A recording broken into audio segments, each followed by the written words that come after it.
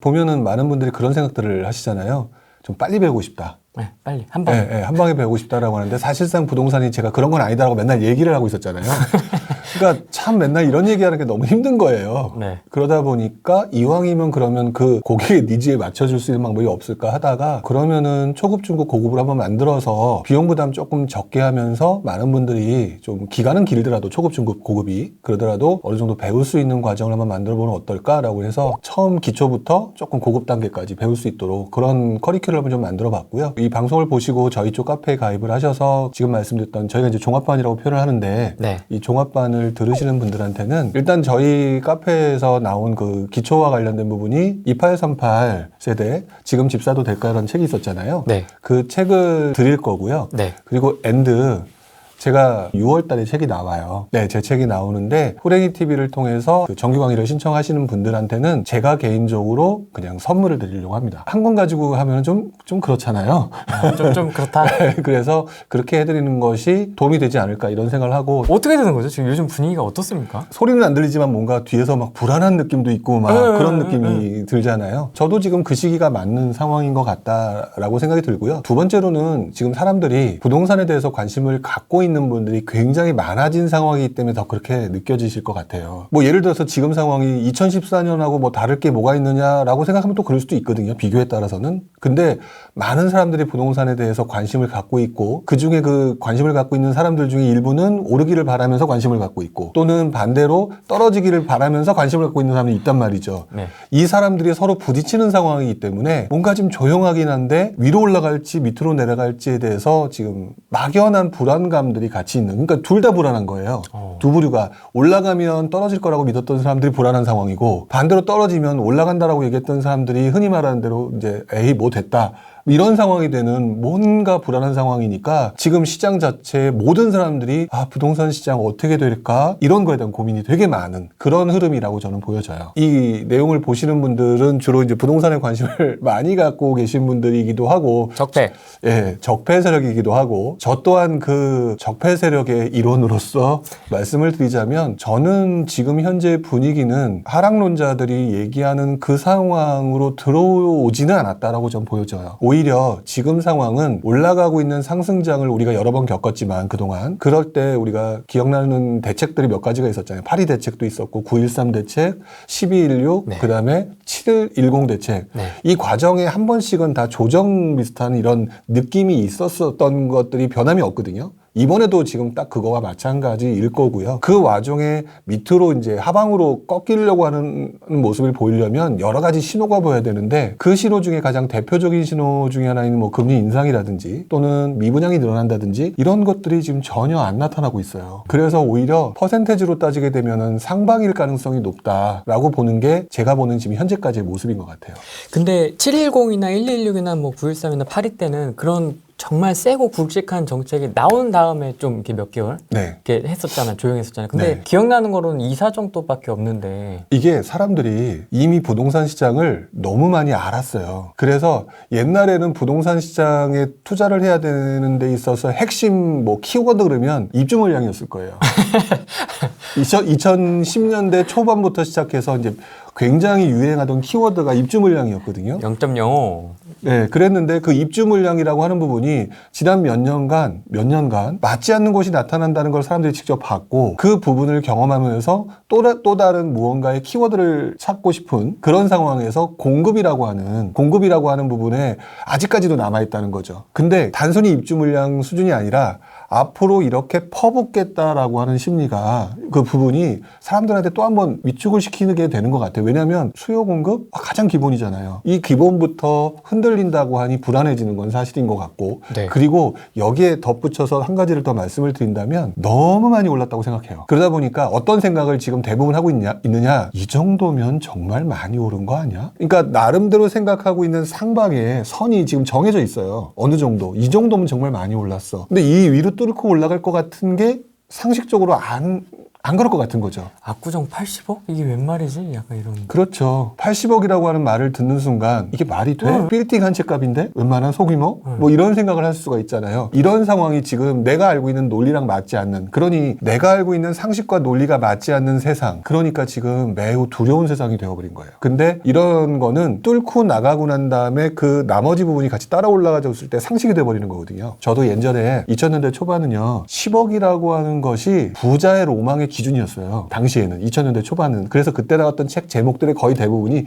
10억 달성이었어요. 근데 지금은 10억 달성은 서울집 하나만 가지고 있어도 10억은 그냥 통과돼 버리는 세상이 돼버렸잖아요. 그러니까 그 상방이라고 하는 부분을 받아들이는 시점까지 되기는 굉장히 오랜 시간이 걸리는데 거기에 지금 제한이 걸려온 것 같아요. 사람들의 생각 자체에서 과연 그럴까? 이런 고민들을 하기 시작한 것 같다. 그런 모습들은요 원래 흔히 말하는 부동산 사이클에 있어서 상방을 뚫기 전에 나타나는 현상 중에 대표적인 현상 중에 하나인 것 같아요. 그래서 상방에 올라가게 되면 이 상방에 올라가서 모든 사람들이 의문을 갖고 있는 동안에는 밑에서 갭을 메우는 현상이 나타나고요.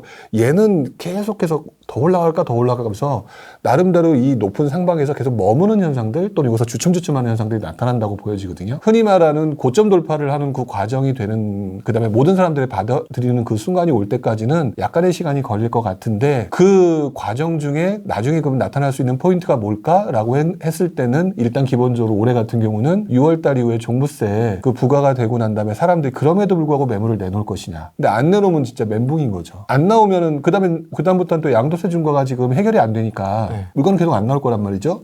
그랬을 때 매물이 잠겼을 때 어떤 현상이 나타날 거냐. 그러면 지금 상황에서는 그 상방 자체를 하방이 밀고 올라오고 있는 중이거든요. 지금 하방이 밀고 올라오면서 상방하고 붙으면은요 이게 자연스럽게 처음에 이렇게 올라가고 이렇게 해서 따로 움직이거든요. 붙어버리면 같이 움직이는 경우가 생겨요. 그럴 때 상방이 뚫리고 상방이 뚫릴 때 또 한 번 치고 올라가는 상황이 발생되거든요. 지금 현재는 정말 상방이 치고 갈 거냐 아니면 상방이 이 선에서 멈추고 떨어지면서 밀고 올라오는 갭을 메우고 있는 하방을 눌러서 같이 떨어지게 만드느냐, 이거에 대해서 지금 사람들이 되게 두려워하고 걱정하고 무서워하고 지금 그런 시기에 도달을 한 거다. 이 시기가 바로 상승 후반부에 나타난 대표적인 현상이고요. 더불어서 이때 가장 많이 나타난 또 다른 세력들이 흔히 말하는 하락론자들이죠. 원래 나타나게 되어 있어요. 올해 부쩍 늘어났습니다. 하방으로 배팅 하시는 분들이 부쩍 많아졌거든요. 그러니까 저는 하락에 대해서 뭐 배팅할 수도 있다고 생각하는데 우리 이제 이렇게 지상파든 또는 이렇게 이제 유튜브든 이런 데서 이제 떠드는 분들을 보게 되면 좀 자극적인 용어를 쓰시는 분들이 많잖아요. 이제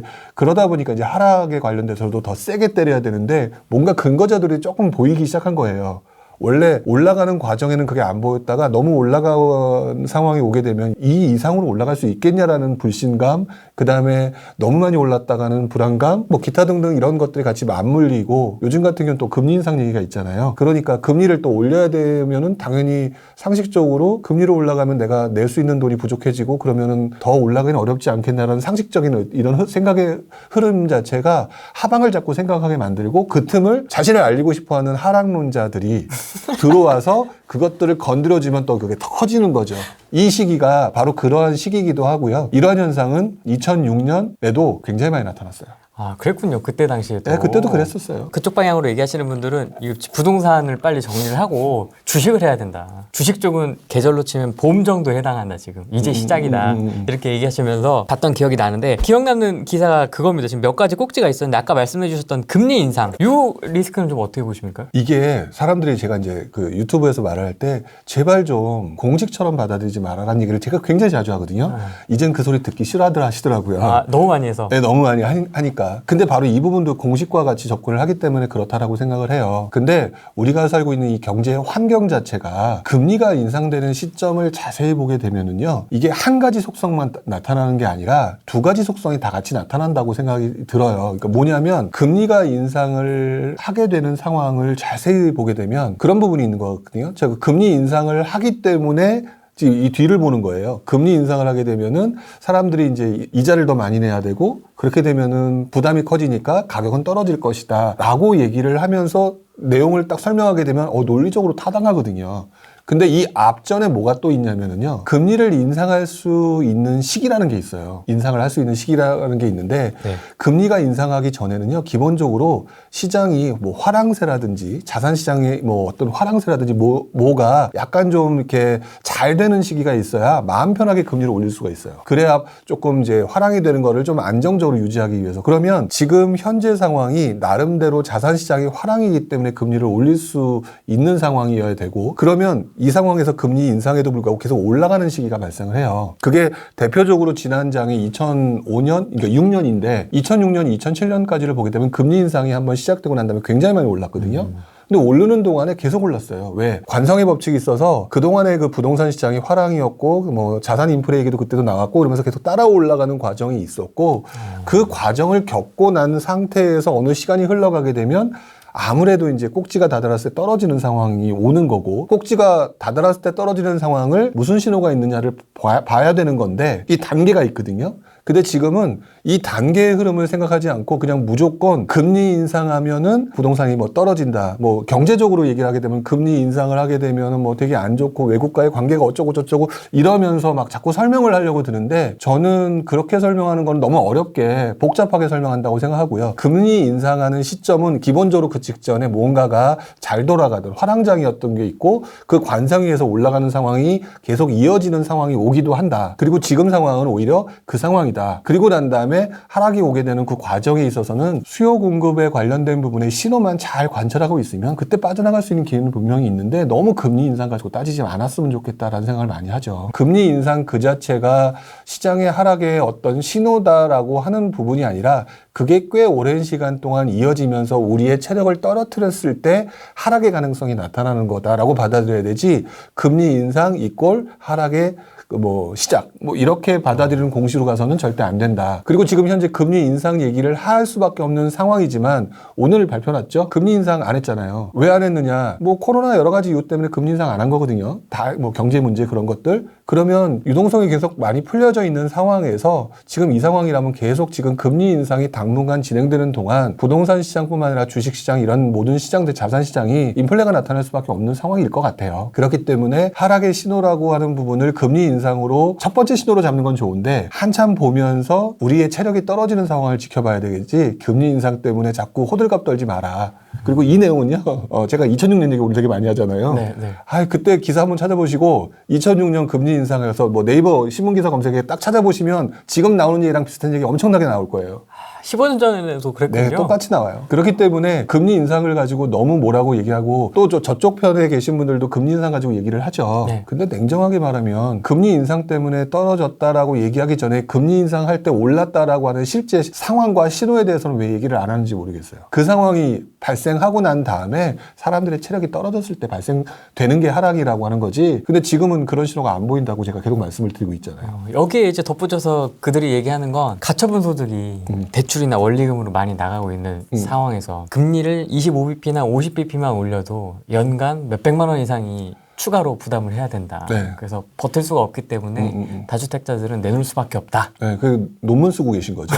아, 그렇습니까? 논문은 논리에만 맞으면 되거든요. 근데 실제 현장은요, 논문에서 말하는 일반적인 얘기와 실제 그 상황에 처해진 사람들이 다 각지 달라요. 각자 다르거든요. 상황이 다르지. 예, 상황이 다르고요. 극단적으로 제가 굉장히 자주 쓰는 표현 중에 하나가 뭐가 있냐면요, 지금 말씀하신 것처럼 그렇게 금리가 올랐다라고 얘기하는데, 시장에 예를 들어서 뭐 A라고 하는 동네, 지금 현재 매물이 10개밖에 안 남았는데 살려고 하는 사람이 11명이 있으면 한 명 때문에 가격이 올라요. 그렇죠. 이게 그러면 우리가 말했던 상식의 논리에 맞냐 이거죠. 한 명 때문에 오르거든요. 근데 그 한 명이 현금이 많아. 그러니까 11명이 현금이 많은 경우죠. 지금 한두 명에 의해서 그 공급보다 더 많은 수요, 한 명, 두 명만 더 많아도 가격이 오르는 세상은 지금 말했던 것처럼 그렇게 25bp가 어쩌고 저쩌고 하는 일반적인 현상으로 풀기에는 이게 해결이 안 된다는 거죠. 투자자는 논문으로 해석을 할 게 아니라 현장에서 해석해야 된다는 얘기가 바로 그런 거거든요. 그래서 저는 금리 인상이 그렇다라고 하는 거는 아마도 약간 그 우리가 1분위부터 5분위까지 나누잖아요.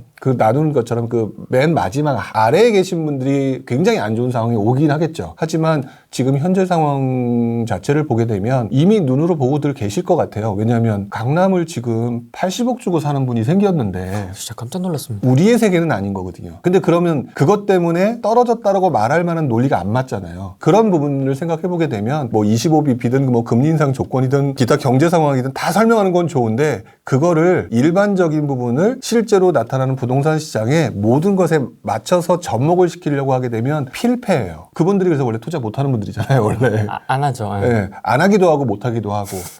자, 그런 부분이기 때문에 저는 그런 부분에 대해서 너무 신경 쓰지 않으셨으면 좋겠다고요. 오히려 이런 상황은 밑에 계신 분들이 진짜 힘들어진 상황이 오게 되면 떨어질 거는 맞는데 그런 상황으로 보기에는 지금 밑에 있는 사람들도 아직까지는 지금 집을 사고 싶어 하는 심리가 굉장히 강한 상황이잖아요. 네. 예전에 그 2006년 이후 2008년, 9년, 10년 때 하우스푸어 사태 났던 거를 자세히 돌아보면 결국은 이 하위 계층들이 하위 쪽에서 지금 부족한 돈을 긁고 연끌을 해서 샀기 때문에 그 문제가 발생됐고 결국은 하우스푸어가 된 거잖아요. 예. 이 논리는 맞아 떨어져요. 그분들이 하는 말씀은. 하지만 그 중상위권이 그런 상황이 현재 아니라면 이거를 가지고 단순하게 얘기하기에는 제발 좀 그렇게 얘기하지 않으셨으면 좋겠다. 이 시장은 철저하게 현장에서 움직여지는 실제 모습으로 판단해야 되는 건데 문서에서 글 쓰듯이 풀어버리게 되면 답이 잘 안 나오는 시장이니까 그만 그렇게 얘기하셨으면 좋겠다라는 생각도 들죠.